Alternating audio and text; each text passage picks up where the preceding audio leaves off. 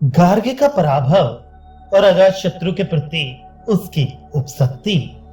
उस गार्गे को ऐसी स्थिति में देखकर वह अजात शत्रु बोला, बस क्या इतना ही है? गार्ग ने कहा, हाँ इतना ही है। अजात शत्रु, इतने से तो ब्रह्म विदित नहीं होता। तब वह गार्ग बोला, मैं तुम्हारे प्रति उपसन्न हूं। वह अजात शत्रु बोला, क्या इतना ही है? अर्थात क्या तुम्हें इतना ही ब्रह्म विदित है या इससे कुछ अधिक भी जानते हो? गार्ग ने कहा, बस इतना ही जानता हूं। अजात शत्रु ने कहा, इतना जानने से तो ब्रह्म नहीं जाना जाता, फिर तुम ऐसा गर्व क्यों करते थे कि मैं तुम्हें ब्रह्म का उपदेश करूंगा? तो क्या इतना जानना ही नहीं होता?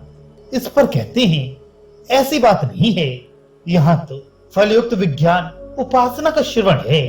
इन वाक्यों को अर्थवाद भी नहीं माना जा सकता, क्योंकि ये अतिष्ठा सर्वेशाम भूता नाम इत्यादि वाक्य प्रत्येक उपासना के उपदेश में अपूर्व विधि करने वाले दिखाई देते हैं और उनके अनुसार ही सर्वत्र अलग अलग फल सुने जाते हैं।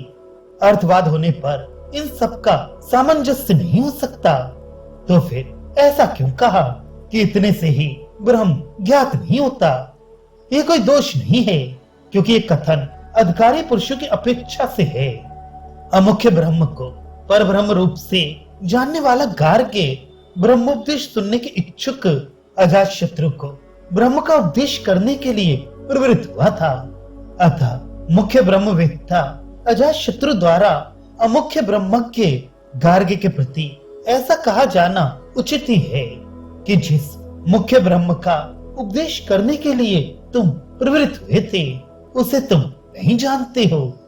यदि यहाँ अमुख्य ब्रह्म के विज्ञान का भी निषेध किया गया होता तो इतने से ब्रह्म का ज्ञान नहीं होता, ऐसा नहीं कहा जाता, अपितु यही कहा जाता कि तुम कुछ भी नहीं जानते।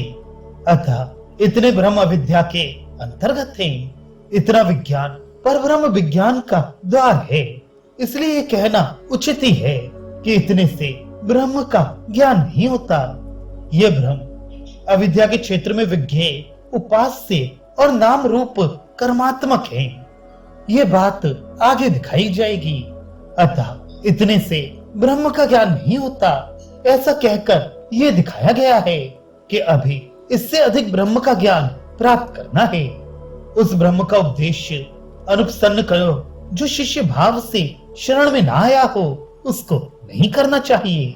अतः आचार विधि को जानने वाला गार्गे स्वयं ही कहता है कि मैं तुम्हारे प्रति उपसन्न हूँ, जैसे कि कोई दूसरा शिष्य अपने गुरु के प्रति होता है।